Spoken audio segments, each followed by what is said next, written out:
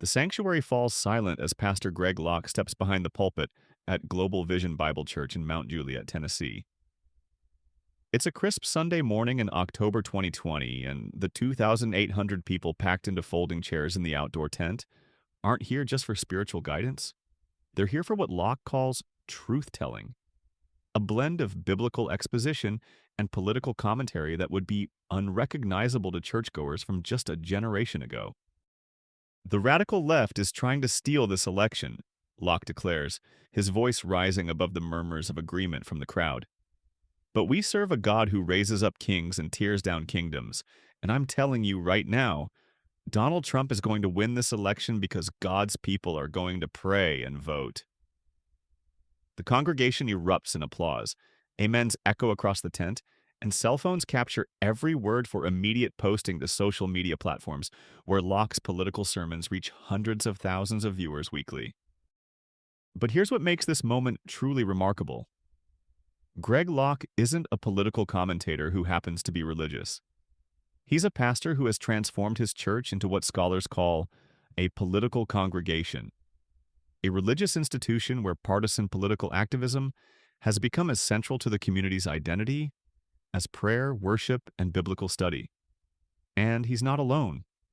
Across America, thousands of churches are undergoing similar transformations that are reshaping both American religion and American politics in ways that would astonish the founders of both. This isn't the familiar story of religious leaders occasionally endorsing candidates or speaking about moral issues with political implications. This is something entirely new, the emergence of churches where political activism, conspiracy theories, and partisan identity have become integral parts of religious practice and spiritual formation. Sunday services that blend scripture with election fraud claims, Wednesday night Bible studies that double as strategy sessions for local political campaigns, youth groups that organize around immigration policy and gun rights rather than traditional spiritual development. The transformation represents one of the most significant changes in American religious and political life since the founding of the Republic, but it's happening largely outside the view of mainstream media and academic researchers who focus on traditional political institutions and established religious denominations. These political churches operate in a parallel universe where religious authority and political activism merge so completely that separating them becomes impossible. The roots of this phenomenon stretch back decades, but the explosive growth has occurred primarily in the last 10 years through a perfect storm of cultural, technological, and political factors that created opportunities for entrepreneurial religious leaders to build entirely new forms of religious community around political identity, rather than traditional theological distinctives.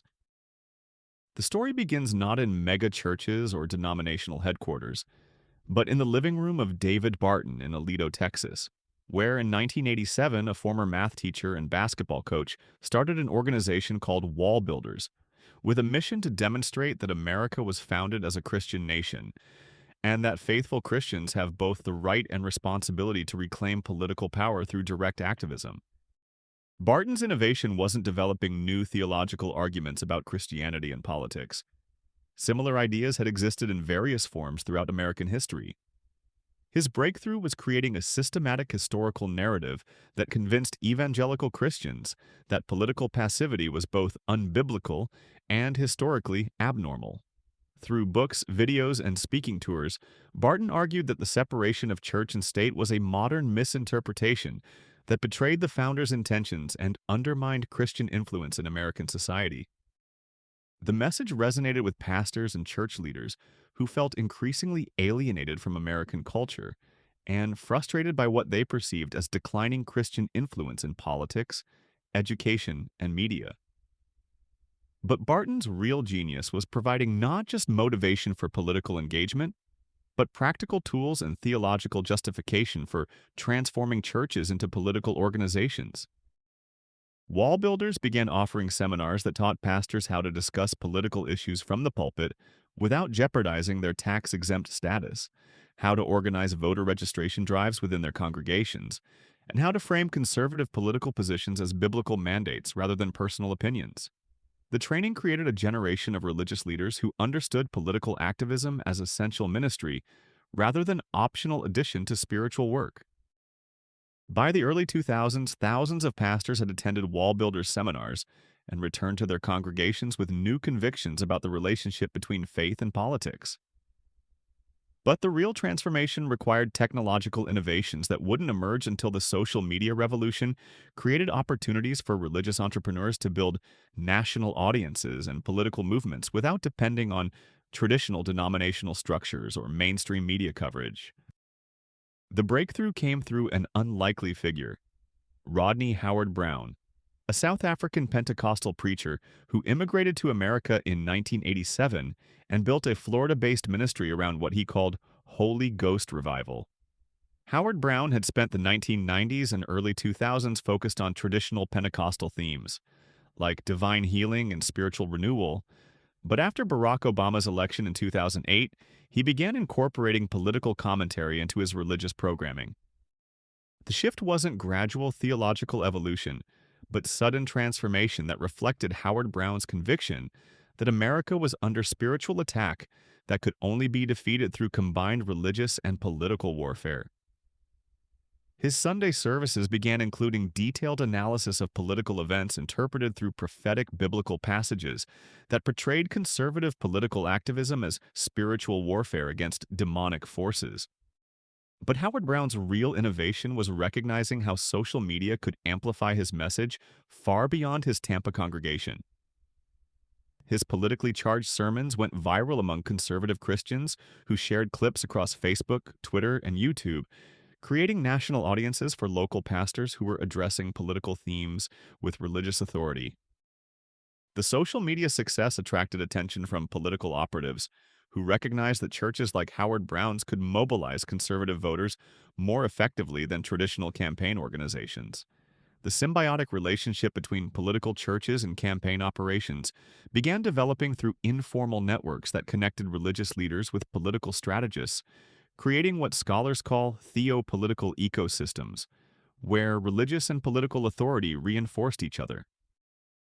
The model proved so effective that it began spreading rapidly through networks of independent churches, non-denominational congregations, and entrepreneurial religious leaders who discovered that political content increased both attendance and online engagement while providing new sources of funding from politically motivated donors. The 2016 presidential election accelerated these trends dramatically, as Donald Trump's candidacy created unprecedented opportunities for church leaders to present political support as religious duty. Trump's appeal to white evangelical voters wasn't primarily theological. His personal lifestyle and theological knowledge were obviously limited. But his willingness to embrace culture war themes and promise judicial appointments that would advance conservative social positions created opportunities for religious leaders to frame political support as faithful Christian witness. Paula White emerged as the most visible example of how religious leaders could leverage Trump's candidacy to build national political influence. White, a prosperity gospel preacher with limited theological credentials but substantial media savvy, became Trump's primary religious advisor and eventually served in his administration as White House spiritual advisor, the first officially recognized religious position in any presidential administration. White's role was significant not just for her individual influence, but for what it demonstrated about the possibilities for religious leaders who were willing to merge spiritual authority with political activism. Her weekly services at New Destiny Christian Center in Florida became must-see programming for conservative Christians who appreciated her combination of prosperity theology, patriotic rhetoric, and insider political access.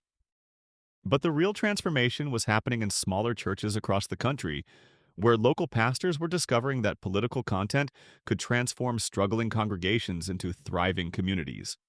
Pastor Mark Burns at Harvest Praise and Worship Center in South Carolina went from leading a small, financially struggling church to building a nationally recognized ministry by combining traditional Pentecostal worship with explicit political activism that attracted media attention and online audiences.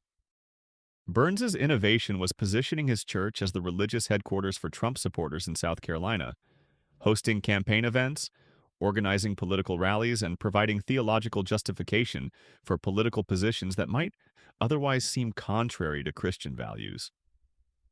His Sunday services became indistinguishable from political rallies, complete with campaign merchandise, voter registration drives, and detailed instructions about upcoming elections.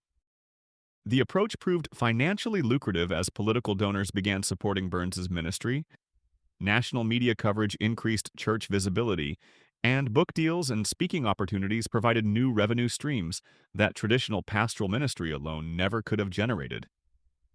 Burns demonstrated that political activism could transform not just church culture, but church economics in ways that made political engagement financially essential for church survival and growth. Hello, political observers and curious minds. Welcome back to Professor Archive, where we dig deep into the forces reshaping American institutions in ways that often surprise us. Before we continue exploring this fascinating intersection of faith and politics, I'm really curious about our audience today. Where are you watching from right now? Are you perhaps in one of these communities where political churches are part of the landscape? Or are you viewing this from somewhere where these dynamics seem foreign? And here's something that might help us understand different perspectives on this phenomenon. What do you do for work? Are you maybe a political scientist studying these trends? A journalist covering local politics? A pastor trying to understand these changes? Or simply a citizen trying to make sense of how religion and politics interact in your own community? Your professional background probably influences how you're processing these developments.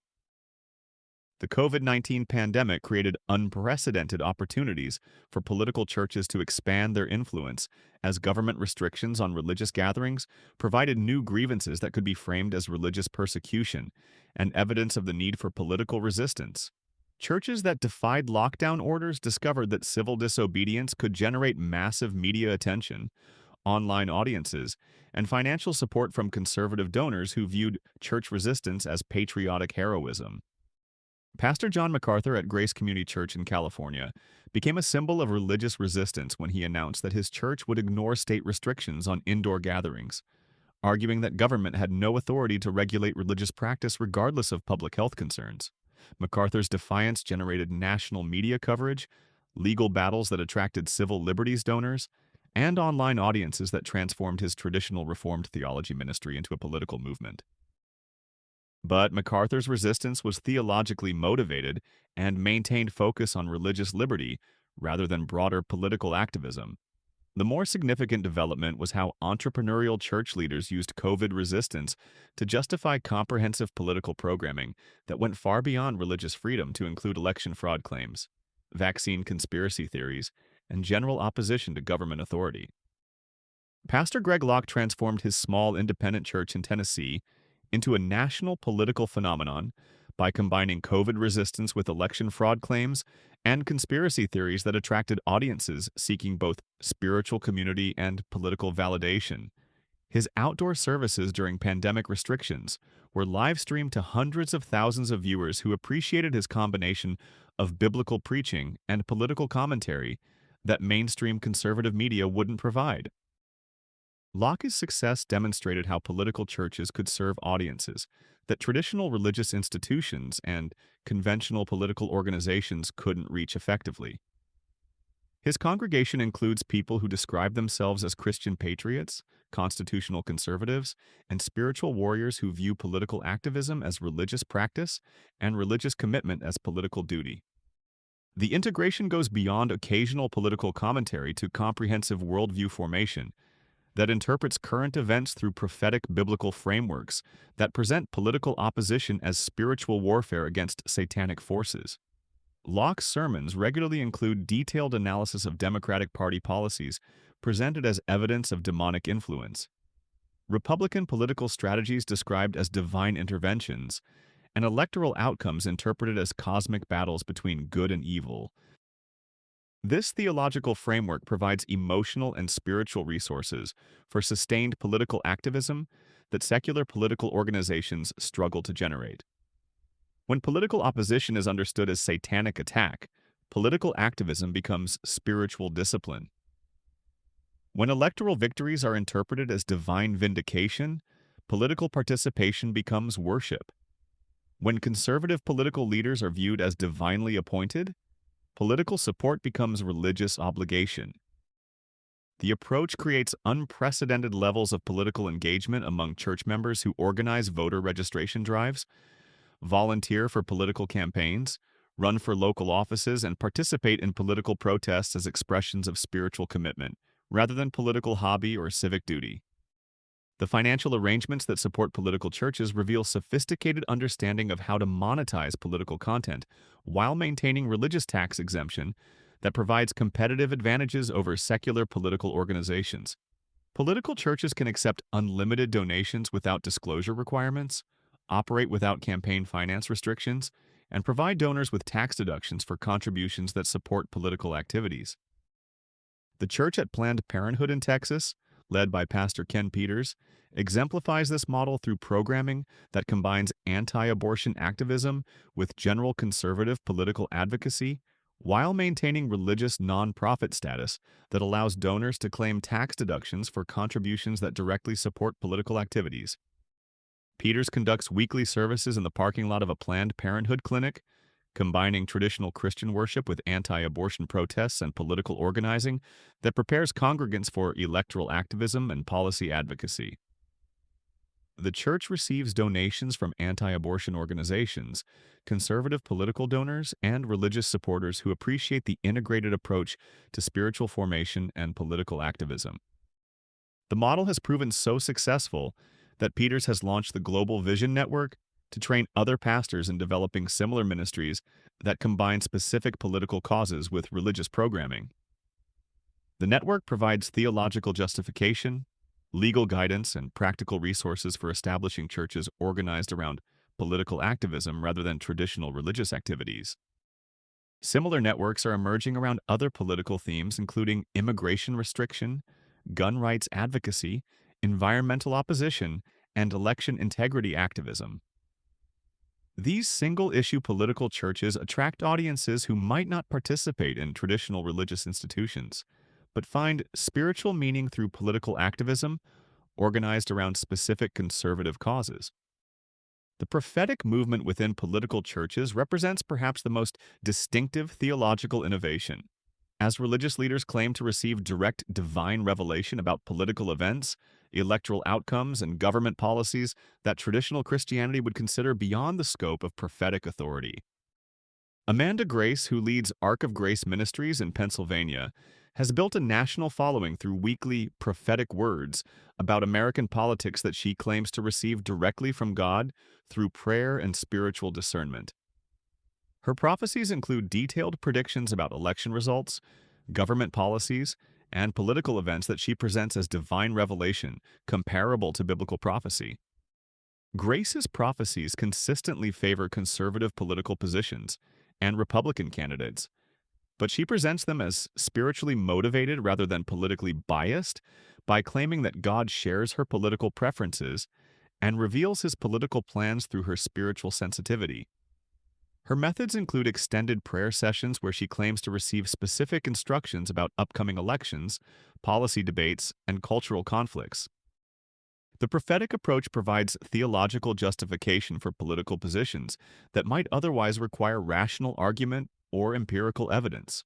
When conservative political preferences are presented as divine revelation, opposing them becomes spiritual rebellion rather than political disagreement. When Republican electoral success is prophesied as God's will, supporting Democratic candidates becomes opposition to divine plans. The prophetic framework has proven particularly effective during electoral cycles, as prophetic ministers provide spiritual assurance about conservative political victories that maintain congregational motivation and political engagement, despite disappointing electoral results.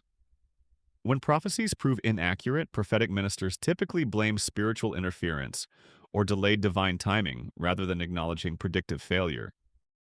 The educational programming that political churches provide represents systematic efforts to develop alternative information sources that support conservative political positions through religious authority, rather than traditional journalism or academic research. Churches invest heavily in media production, online platforms, and educational resources that provide comprehensive worldview formation, organized around conservative political and religious integration. Patriot Church in Tennessee, led by Pastor Ken Peters, operates what they call Freedom University, offering courses in constitutional law, American history, biblical worldview, and political activism that prepare congregants for effective political engagement while reinforcing church theological commitments. The curriculum combines traditional religious education with political training that equips students to run for office, organize political campaigns, and advocate for conservative policies. The educational approach attracts homeschooling families, conservative activists, and church members seeking practical political skills, combined with spiritual formation that secular political organizations and traditional religious institutions don't provide together. Students report that the integrated education helps them understand political engagement as religious calling rather than optional civic participation. The success has inspired similar programs at churches across the country that recognize education as essential infrastructure for sustained political engagement that requires both theological foundation and practical skills for effective activism in contemporary political environments. The legal strategies that political churches employ to protect their political activities while maintaining religious tax exemption reveal sophisticated understanding of current law and aggressive interpretation of religious liberty protections that push traditional boundaries between religious and political organization. The Alliance Defending Freedom, a conservative legal organization, provides training and resources for churches seeking to maximize political activities without jeopardizing tax-exempt status. Their seminars teach pastors how to endorse candidates through careful language, how to organize voter guides that favor conservative positions, and how to conduct political activities through separate organizations that maintain formal independence while sharing leadership and audiences. The legal guidance has enabled widespread political activities that would have been impossible under traditional interpretations of religious tax exemption, while providing legal protection for churches that face challenges from tax authorities or political opponents. Churches regularly push legal boundaries through activities that secular organizations would consider clearly political, but that religious liberty protections may shield from regulation or taxation.